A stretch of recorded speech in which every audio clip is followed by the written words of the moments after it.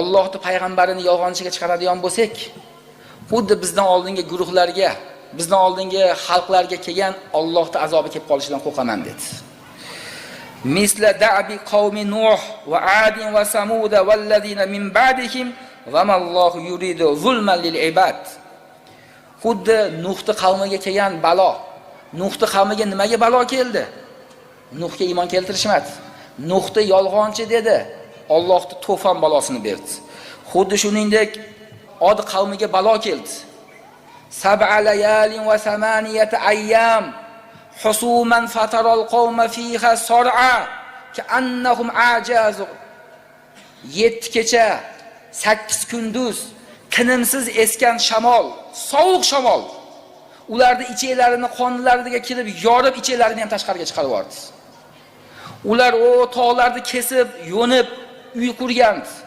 Kichkinagina kavet topib bu sovuq shamol ichkaridagi o'tirganlarni ham hammasini ka'annahum ajazun nakhlin khawiya, bitta xurmo daraxti kesilgandan keyin dup etib tushadi yerga. Xuddi shunaqa qilib yerga yotkizib qo'ydi. Iche-chavolari chiqib ketdi, shamol teshib yubordi hamma yo'g'ini. Shunaqa balo keladi. Yoki bo'lmasam Samud payg'ambarga Solih, Samud qavmiga Solih payg'ambar yuborildi. Bularga ham bitta qichqiriq keldi. Jabroilga bitta buyruq bo'lgan, bitta qichqirdi. Hammalarini quloq pardalari yorilib ketdi. Bunnilaridan, ko'zlaridan, boshqa joylardan qon otilib chiqib ketdi. Allohning azobi qattiq. Allohning payg'ambarlarga hargiz qarshi bor bo'lmaydi. Tan olishimiz kerak, iymon keltirishimiz kerak, yolg'onga chiqarmasligimiz kerak dedi. Vallazina min ba'dihim. Undan keyin yana boshqa qavmlar chiqqan. Ular ham yolg'onga chiqaruvdi, ularga ham turli xil azoblar keldi. Allohdan azob kelib qolsa, hech qanaqangi kuch to'solmaydi dedi. Va mallohu yuridu zulman lil ibad. O'zi asli Alloh bandalariga zulmni xohlamaydi. Lekin bandalar o'zlariga o'zlari zulm qilib qo'yishadi. Va ma zalamahumulloh walakin kanu anfusahum yazlimun. Alloh ularga zulm qilmadi, balki ularni o'zlariga zulm qildi. Yana bu mo'min odam qavmini shu yerda ko'p narsalardan ogohlantirdi. Yana ularga aytdiki: "Va ya qavmi, inni akhafu alaykum yawmat tanad." Ey qavmim, men sizlarga tanad kunidan ham ogohlantiraman, qo'rqaman dedi. Tanad nidodan.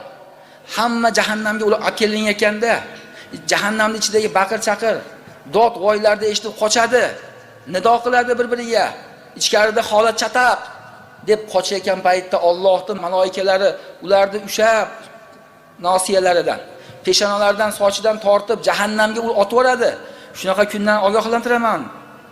Shu kunni sizlarga eslatib qo'yaman dedi. Shu kundan qo'rqaman dedi. Yana bu odam Yusufni ham eslatdi bularga. Yaqinda o'tgan Yusufni eslanglar dedi. Yusuf alayhisalom ham Misrga kelib qolgan edi. Mana shu Qibtiylarga nihoyatda ko'p yaxshiliklarni qilgandi. Firavnning qavmi, Firavnning millati Qibtiy.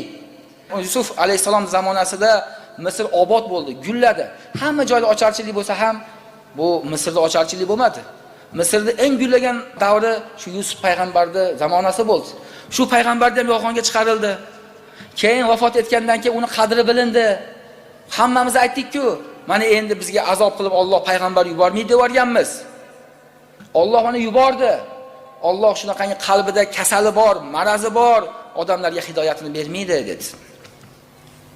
Yana bu odam qavmini ko'p yaxshiliklar bilan eslatdi. Oxiri bular unga quloq solmadi. Oxiri bu odam aytibdiki, hammasi bir-biriga ajablanyapti. Hammasi podshohning odamlari. Yomon ko'z bilan qarashyapti. Shunda bu aytdiki, fasatazkuruna ma aqulu lakum va ufawwidu amri ila Alloh innalloha basirun bil ibad. Mana shu men aytgan gaplarni sizlar yaqinda eslaysizlar hali dedi. Payg'ambar yolg'onchiga chiqarganligingiz uchun ertaga Allohning alamli azobi keladi, xoh bu dunyoda bo'lsin, xoh oxiratda bo'lsin. Shunda eslab qo'yasizlar meni gapimni dedi. Aqulu lakum va ufawwidu amri ila Alloh. Men bo'ldi Allohga tavakkal qildim dedi. Ba'zida odam tavakkal uchun ham aytib qo'yarish kerak ekan. Tavakkal qilishdan o'rganish kerak ekan. Bo'ldi bu yo'q Allohdan. Alloh nimani peshonamizga bitgan bo'lsa shu bo'ladi degan e'tiqoddan bo'lish kerak ekan. Bu odam ham tafviz, tavakkul qildi. Allohga topshirdi. Uni huzurida gapirishlik kallani ketishi degan edi. Shuni bo'yniga olib qo'ydi. Bo'ldi, bu yerga tavakkal endi dedi. Albatta Alloh bandalarini ko'rib turibdi dedi. Alloh taolo Qur'onda aytayaptiki: "Fawaqahullohu sayyiati ma makaru va haqa bi ali fir'auna su'ul azab." Alloh taolo bular qilgan makrdan buni saqladi. Shu Allohga tavakkal qiluvdi, Alloh buni bularning azobidan saqlab qoldi. Shu gaplarni aytib bilan saroydan chiqib ketdi bu. Chiqib ketgandan keyin atrofda o'tirganlar hammasi bu haqida endi Muso ham qolib ketdi-da, bunga dushmanchilikni boshlashdi. Buni yo'q qilishlikni tadbirini qilishdi. Lekin butun tadbirlarning ustida Allohning tadbiri turadi. Hamma qo'llarning ustida Allohning qo'li ustun turadi. Alloh agar bir yomonlikni bitgan bo'lsa, shunda yetadi. Alloh bitmagan bo'lsa, Alloh o'zi himoya qilib qo'ygan bo'lsa, birovga zarar bera olmaydi. Alloh o'zi aytayaptiki, mana shu tavakkulchini biz o'zimiz himoya qilib qo'ydik. O'zimiz saqlab qo'ydik bu odamni, deyapti. Bu odam chiqib ketdi, najot topdi. Qaytib buni ko'rishmadi. Jonini saqlab ketib yordi. Lekin bu Firavnda ahliga shunaqangi yomon azoblar haqli bo'ldi, deyapti. Bar yutkizgan Firavn bo'ldi. Chunki bu odam shu Bani Isroilga qo'shildi. Musoga xabarini berdi. Muso bilan birga bo'ldi-da, shu Musoga buyruq bo'ldi. Bani Isroilni Misrdan olib chiqib ketishlik. Shunda bu odam ham shu Musoga qo'shildi-da, Musoning qavmi bilan birga najot topib daryoni o'tib ketdi. Lekin Firavn va uni qo'shinlari hammasi shu Nil daryosida hammasi g'arq bo'lib ketdi. Alloh taolo Qur'oni Karimda shu odamni mana zikr qildi. Uni atini aytmadi. Lekin shu qilgan ishligi haq to'nida aytib qo'yganligini aytdi. Qur'onda ba'zi yana Yosin sohibi bor. Yosinda ham keladi. Vaja min aqsal madinati rajulun yas'a. Qala ya qawmi ittabi'ul mursalin. Alloh taolo bir qishloqqa 2 ta payg'ambarni yuboribdi. Payg'ambarlar yuborsa, u qavm ularni yolg'onchiga chiqaribdi. Hatto o'ldirib olishlikka ittifoq qildi. Buni eshitib qolgan qishloqning bir chekkasidagi odam keldi. Bir kishi deb aytayapti Alloh. Uni ham atini aytmayapti. Vaja rajulun yas'a, yugurib, holpishlab ketdi. Ey qavmim, bu payg'ambarlarga iymon keltirib olinglar, iymon keltiringlar deb aytdi. Demak, Alloh taolo ba'zi odamlarni zikr qilgan ismini, ba'zilarini qilmagan, hikmatini o'zi biladi. Alloh taolo Firavnning nomini zikr qildi. Firavn dedi. Xomonlarni, Somiriylarni, Qorunlarni zikrini qildi. Lekin bularni la'natlab zikrini qildi. Bularga hanuzgacha necha asrlar bo'ldi bularga. Hozir barzah hayotida yotibdi ular. Lekin azobda yotibdi. Hozirgi davr hamma mu'minlar ularga la'nat aytadi. Qur'onda ular la'natlandi. Demak, Alloh taolo bu odamni ham xohlagani nomini zikr qilardi. Lekin bizga bir kishi deb tanishtiryapti ekan. Xuddi shunga o'sha sifat, mana shu odam nima dedi Firavnning huzurida? Robbim Alloh deganligi uchun o'ldirasizlarmi dedi. Xuddi shu gapni yana kim aytgan?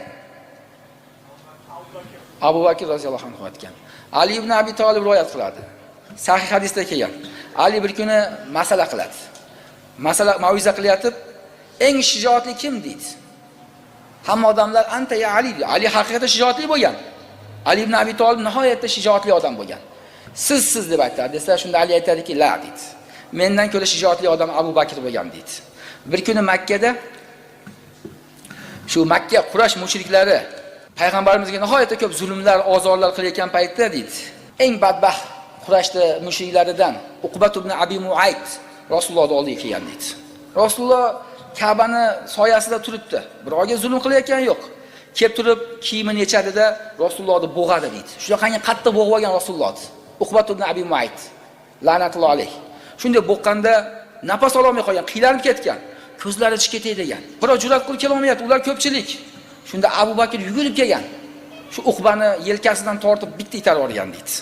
Keyin Rasululloh sallamning bo'ynidan shu ko'ylakni yechgan, ridosini yechib olgan deydi. Ya'ni hech kim jur'at qila olmaganda shu Abu Bakr kelgan va shu gapni aytgan deydi. Sizlar Robbim Alloh deganligi uchun o'ldirasizlarmi deb gapirgan deydi. Ya'ni Abu Bakr roziyallohu anhu fazilatlari juda ulug', shunaqangi o'rinlarda tur bergan ekan. Demak, bugungi qissamiz shu Mu'minu ali Firavn deb tarixda qolgan, Qur'onda zikr qilingan qissa bo'ldi. Firavnning zamonasida, Firavnning o'zini qavmidan bo'lgan odam shu Musoni himoya qilib qo'ygan. Musoni diniga kirgan. Alloh taolo haq yo'lda yurganlarga ansonlarni chiqarib qo'yar ekan. Bu yerda ham Musoni tanimas. Musoni millatidan ham bo'lmagan, lekin haqni aytib, mu'min bo'lib, shu oxiratini topib ketgan odamlardan ekan.